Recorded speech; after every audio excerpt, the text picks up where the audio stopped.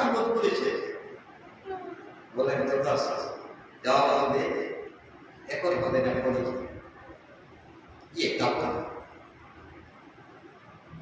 সেই বালির পুত্র আসলে তার আগে সেই যে অভিশপ্ত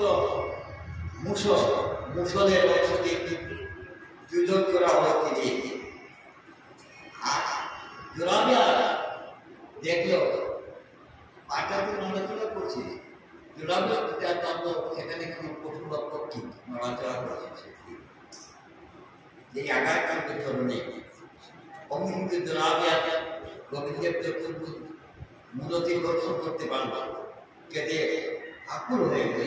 এই আমি কান্নাকাটি শুরু বলছে, হে প্রভু, আমি তোমাকে চিনতে পারিনি, আমি বুঝতে পারিনি এখানে তুমি আছো, আমি অপরাধী হয়ে গেলাম।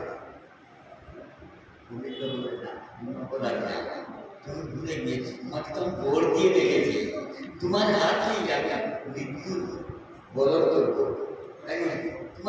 তুমি আমার ভোরেই কাজ করেছো, এটা তোমার অপরাধ।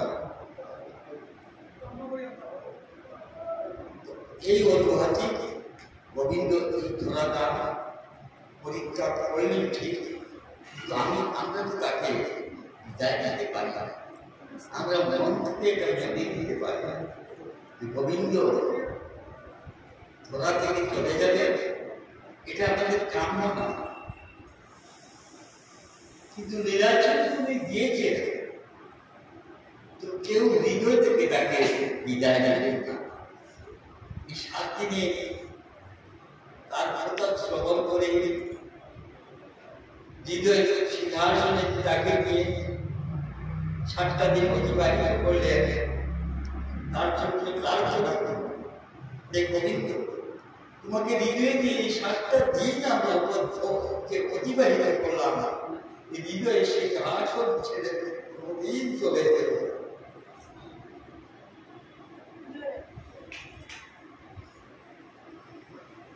মনে প্রাণী যদি তাকে বলেন, সে সত্যি দাবে না, তাকে আপনাদের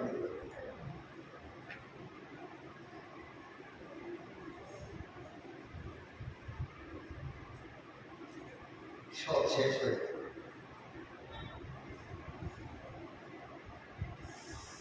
24 বৎসরে বৃন্দাবনে লীলা মাধুর্যতা আমাদের 7 দিনে আশ্বাস থাকলো, আমার সব শেষ। একটু বলি সবাই যার যার বাড়িতে চলে যাবে, মনে মনে ভাবছে কি হলো, কি পেলাম, কেন ওখানে গেলাম। তুমি মনে রাখবে কাজে এই যে 7টা দিন কাটিয়েছে, ভাবে হোক অভাবে হোক, এই 7টা দিন বেশি যে স্তবন করেছে, আজকে পরীক্ষিতের মৃত্যু হবে, 7 দিন পর পরীক্ষিতের আর মৃত্যু তিথি, আমি মৃত্যুর দিন আপনাদের মধ্যে পরীক্ষিত আমরা না জানা মূল পরীক্ষিত হচ্ছে